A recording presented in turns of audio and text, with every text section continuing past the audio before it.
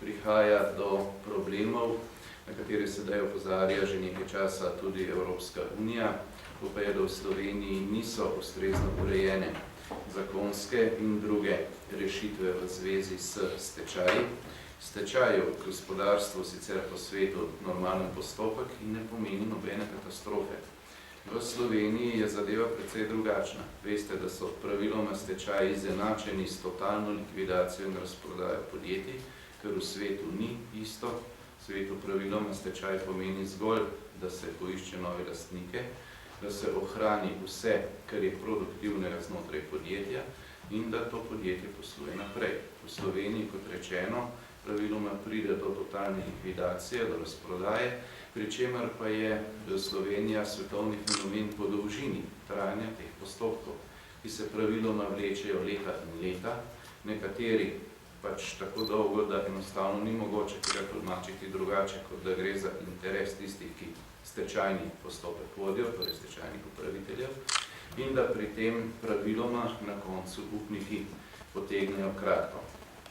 Da je problem več kot resen in da vpliva tudi na gospodarstvo kot celoto, govori več zaporednih opozoril Evropske unije, med njimi tudi zadnje, objavljeno 29. maja letošnjega leta na spletnih straneh Sveta Evrope. K njemu se bom vrnil še za konec, saj so izjemno pomembni roki, ki so v njem določeni, pa tudi same določila oziroma priporočila, ki se neposredno nanašajo na temo, ki je danes pred nami.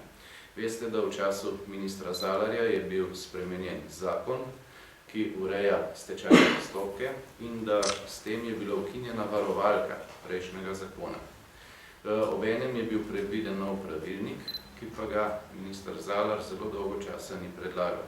Zaradi tega je prišlo do nekaterih zelo nenavadnih, če se diplomatsko izrazim, posledic, ko so bile posameznikom za njihova dejanja izplačane izjemno visoke nagrade, nekaterim celo očitno brez ustrezne pravne podlage, vendar zanimivo, ker niso bile zahtevane nazaj, se potem ni nič zgodilo in so ti ljudje denar, gre za 100.000 evrov, mirno obdržali.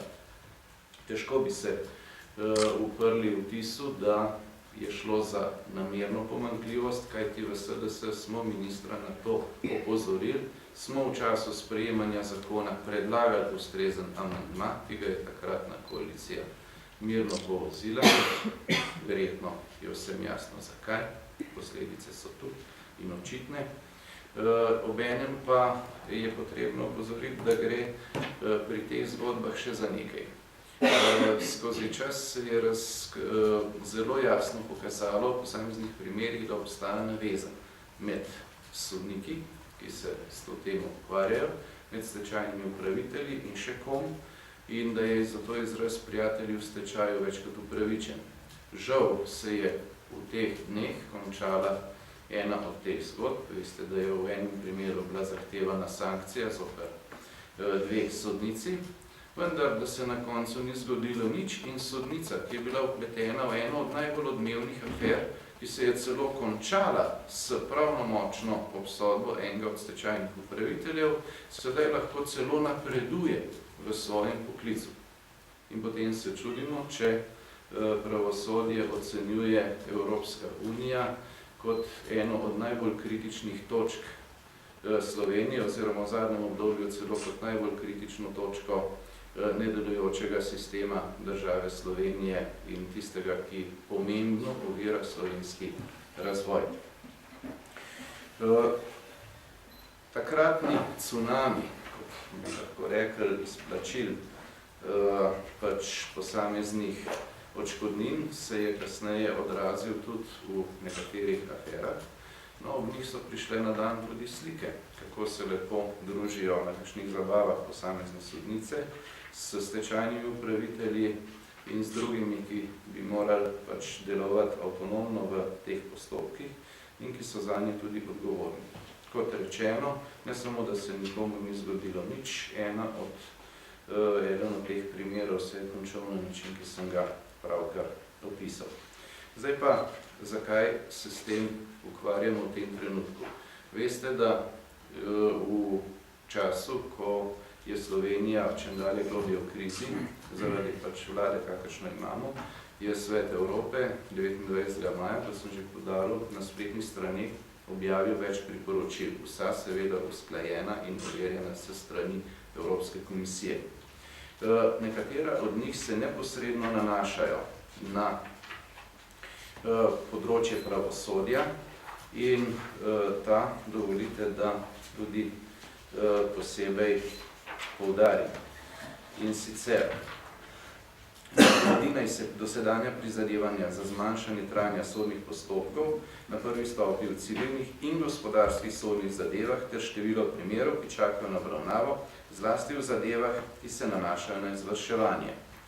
In potem do septembra 2013 naj se sprejme potreben pravni okvir za izvensodno prestrukturiranje in pri tem zagotovi, da je skladen z obstoječimi določbami insolventnosti, ter zagotavlja spodbude tako za upnike kot za delničarje, da se bodo odločali za sprejemanje izvensodnih dogovorov o prestrukturiranju. Izboljšanje se izvrševanje postopkov zaradi insolventnosti v gospodarskih družbah in sodne poravnave, vključno s hitrim reševanjem sodnih zadev v zvezi s stečajnimi postopki, ki čakajo na obravnavo, da bo vrednost izterjanih sredstev čim večja in da se bo spodbudilo pravočasno in učinkovito reševanje slabih posojil. Kot rečeno, sedanji postopki se praviloma končajo tako, da se vleče v nedogled, vrednost izterjanih sredstev se s časoma zmanjšuje in postane na koncu lahko zanemarljiva, povečajo pa se seveda profiti tistih, ki te postopke vodijo oziroma poplačila in nagrade ni. No, ampak kar je bistveno, nič od tega se ni zgodilo. September 2013 je tu, se izteka, nobeden od teh ukrepov ni doživel uresničitve, nobene od teh tem ne obravnavamo danes v Državnem zboru kot ključno temo za slovensko gospodarstvo. To se pravi, vsi ti problemi ostajajo in ta naša seja naj bo razumljena tudi kot spodbuda ministru za pravosodje, gospodu Pličaniču, naj vendarle bo bolj pogumen in pohiti pri uveljavljanju teh sprememb, ki so izjemno pomembne za slovenski razvoj in za slovensko gospodarstvo in naj jih uveljavi znotraj vlade in tudi znotraj pravosodja. Kajti domnevam, da je prav slednjim največ težav.